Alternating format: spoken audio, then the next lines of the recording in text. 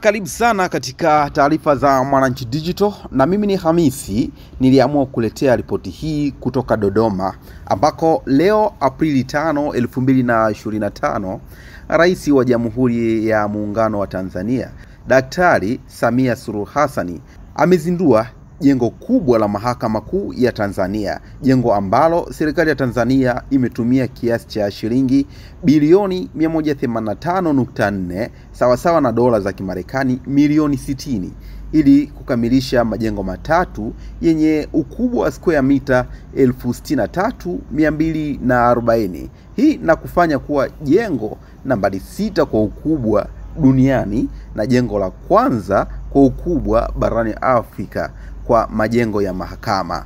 Sasa bwana, katika square mita hizo 63,240 kuna eneo la jengo la Tume ya Utumishi wa Mahakama ambalo limejengwa kwa gharama shilingi bilioni 14.5, huku nyumba za majaji yakijengwa kwa shilingi bilioni 42 ambayo yamejengwa katika eneo la Iyumbu jijini Dodoma, kando kabisa na Chuo Kikuu cha Dodoma. Na sehemu ya tatu ni makao makuu ya mahakama, sehemu ambayo kila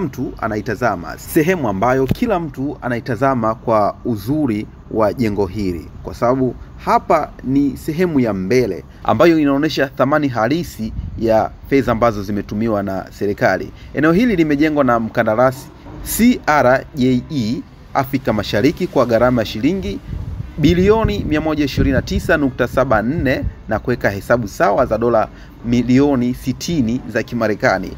Mtazamaji, kitu ambacho ukifahamu kuhusu jengo hilo, lina sehemu kuu tatu, yani sehemu ya mahakama kuu, mahakama rufani na mahakama ya upeo, ambayo kila sehemu kuna ofisi zake. Eneo ambalo limetumika lina ukubwa hekari 18.9 ambalo liko katika eneo la NCC jijini Dodoma, ni kando kabisa mwa reli ya SGR. Yani reli ikiwa inapita wewe unaiona kwa macho yako, yani ukiwa ndani unahukumiwa, kule nje unaona reli inapita. Hii inaongeza kuwa sehemu ya kitalii, lakini maajabu ya jengo hili ni kuwa juu ya roof, juu kule kabisa, kuna sehemu imetengwa maalum kwa ajili ya kutua helikopta. Hii imezidi kuonyesha kuwa sio tu ni sehemu ya mahakama, lakini pia ni sehemu ambayo unaweza ukaenda kutalii.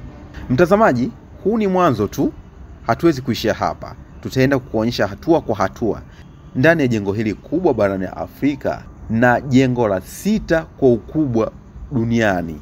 Cha kufanya, endelea kuwa karibu na mitandao yetu ya kijamii ili kufahamu mengi juu ya maajabu ya jengo hili kubwa barani Afrika.